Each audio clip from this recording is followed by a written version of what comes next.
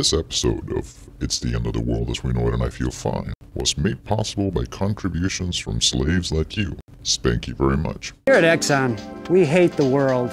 We've crunched the numbers and know the hotter the earth gets, the more money we make. Wind and solar? Nice try, hippie. Climate chaos? Not a problem. For us. We're designing elevated mansions, deep water boarding schools, and domed shopping malls on the moon. Wanna stop us? We'd like to see you try. It's the end of the world as we know it, and I feel fine. Good morning, slaves, and welcome to another edition of It's the End of the World as We Know It and I Feel Fine, the show that's powered by cops' tears. At least 41 police officers have died and several more have been injured. The border police were traveling in a bus that plunged into a ravine in northwestern Argentina.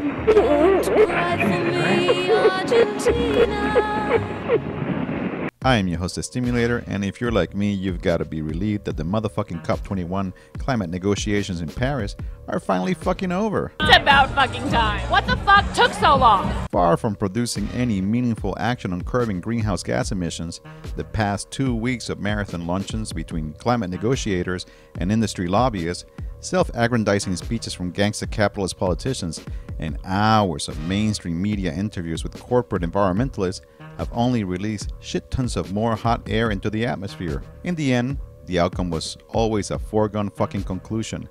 Loads of hype and feel-good rhetoric culminating in a non-binding agreement with billions of dollars earmarked for investment in so-called green energy technologies, which is essentially a giant fucking scam to subsidize greenwash corporate giants from the energy and extractive industries. I think we can make offshore drilling safe. Climate science OG James Hansen was quick to pour some cold water on peeps, celebrating the significance of the so-called historic agreement.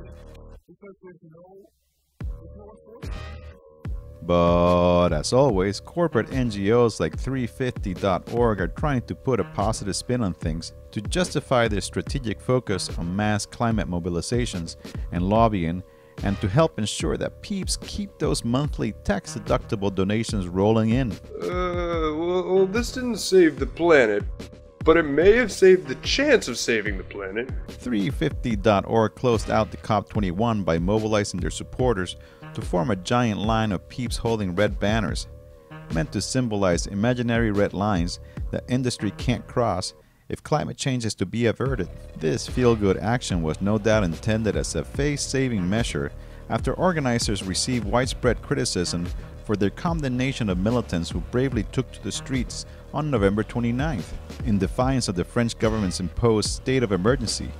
After 350.org and other corporate NGOs have bowed to the government pressure and meekly canceled their own protests, they had the chutzpah to criticize those who dared to resist, declaring that they were, quote, not part of the movement.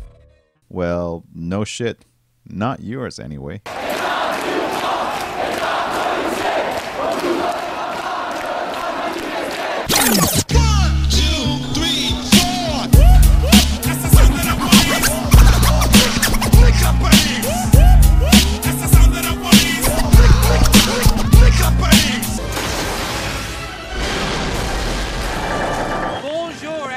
We stopped the terrorists. Meanwhile, in Greece, anarchists mourn the 7th anniversary of the pig's murder of Alexis Grigoropoulos on December 6, in what has become a globally anticipated tradition of intense fucking rioting. And true to form, the comrades in Greece didn't disappoint.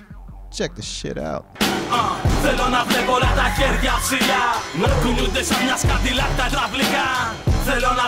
τα χέρια στον αέρα. Μία πάνω, δύο κάτω, τρεις για μένα και για σένα. Θέλω να βλέπω όλα τα χέρια ψηλά.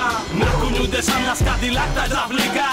Θέλω να βλέπω όλα τα χέρια στον αέρα. Μία πάνω, δύο κάτω, τρεις για μένα και για. This year, these riots had a special significance owing to an international call to action made last month by two imprisoned Greek anarchists, Conspiracy of Cells of Fire member Panagiotis Argyrou and Alexis's best friend and comrade Nikos Romanou, who challenged militants to a month of increased insurrectionary attacks and solidarity actions with anarchist prisoners to be carried out under the banner of Black December. So far, this call has been answered loud and clear, with a wave of incendiary attacks carried out in Greece, Chile, Germany, Spain, Mexico, and Peru. A flurry of solidarity statements, banner drops actions, and events taking place in countless cities around the world. And Black December is not over yet, so if you've missed out on the fun so far, what the fuck are you waiting for? Έγινε ο κόσμος μια μεγάλη φυλακή κι εγώ ψάχνω έναν τρόπο τάβεσμα να σπάσω. Έχω ένα μέρος που με περιμένει εκεί. Σε μια πολύ ψηλή κορφή πρέπει να φτάσω. Γι' αυτά πλώνω ξανά πολύ ψηλά τα δυο μου χέρια για να κλέψω λίγο φως από τα λάβερα αστέρια. Δεν αντέχω εδώ κάτω και κοντεύει να με τρίξει των ανθρώπων η μιζέρια τόσο όσο και θλίψη δεν αντέχω.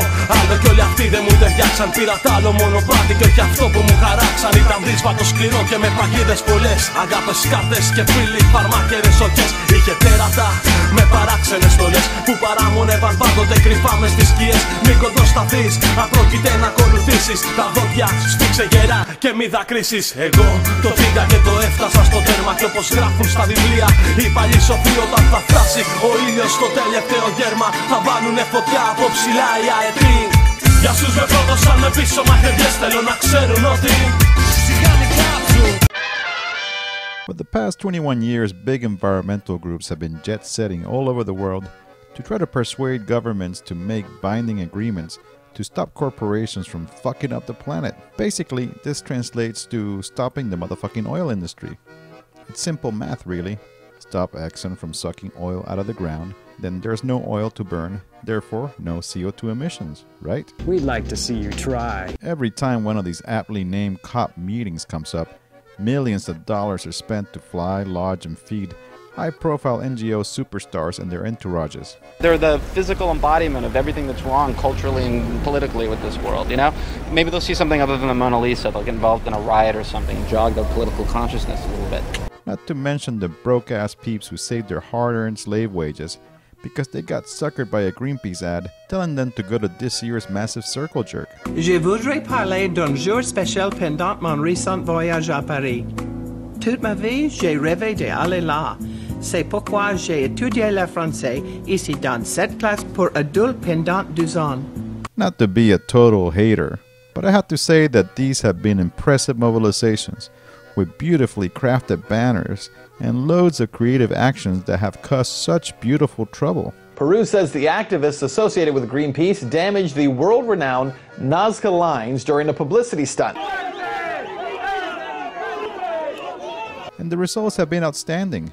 For the past 21 years, the COP mobilization had cost the oil industry, drum roll please, motherfucking fuck all. Nice try, hippie.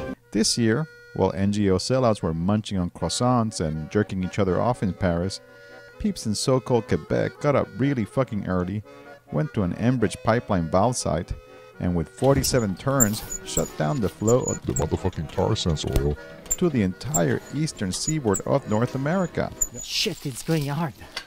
After that, these astute petrol saboteurs chained themselves to the valve and the gate with bicycle locks. These are U-locks, kryptonite, high-quality bike locks. They are made with metal and heavy-duty glue and other things that would make it very difficult, next to impossible to cut. So we're here until we choose to, of our own volition, leave. They managed to stop the flow of dirty Alberta crude for 10 fucking hours, costing the company upwards of $5 million. Now, I don't want to treat you all like a bunch of dumbasses, but let's just do some rough calculations, shall we? A round-trip ticket to Paris from the United Snakes is about $1,000. A hotel room for 2 weeks is about $1,400. Your croissant, souffle, and cigarette budget is about $700. That comes out to about 3,100 ducats. Multiply that by, let's say, 10,000 peeps who want to march on the streets with Kumi, and you come up with $31 million to persuade not a single motherfucker at the UN.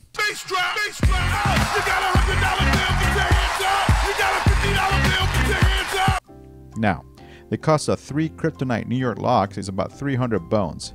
Throw in a few egg salad sandwiches and some bottles of Gatorade, and you are roughly spending 317 greenbacks to inflict severe financial losses to a greedy motherfucking oil company.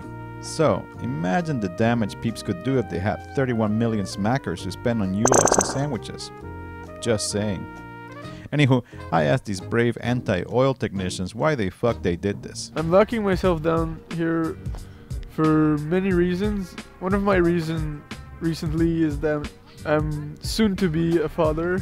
I had concerns for the environment, for myself and everyone before, but now it's for also my kid. So I'm here to block because this is endangering the water we're drinking and the earth I'm making my food grow out of.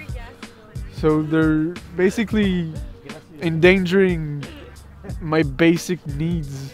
This summer, we reported on Canada's anti-terror law called Bill C-51 that further criminalizes exactly what y'all are doing and equating it to terrorism. Aren't y'all scared of what's going to happen to y'all? That sort of legislation is designed to scare people off from taking action, and people need to do what they need to do for their own reasons and focus on their motivations for doing so and not be deterred by fears of consequences, because those are unknown. These laws are untested, and if we allow ourselves to be paralyzed by them, then they've won without even having ever to enforce that law. Recently, it came out in the media that 5 major NGOs made a deal with tar sands oil companies and the Alberta government. It is alleged that these NGOs agreed to stop opposing pipelines if the oil companies put a limit to their carbon emissions. What are your thoughts on that deal? We don't agree with those things because we are not NGOs groups, we are citizens groups, and we live nearby where the pipeline passed, at the opposite of those groups that are living far away from the pipeline. And we are more concerned, I think, with what's going on in our country, what's going on in our community, and that's why we don't have the same agenda. And finally, is it worth getting arrested and spending time in jail to do this action? It's worth the risk because this is my conviction, and people have gone through so many other steps, so many other processes to stop that, and it has done nothing. So I think we need to go to that step, and yes, I'm willing to take the charges and face the consequences. Thanks, y'all. And that's it for this edition of It's the End of the World as We Know It, and I Feel Fine.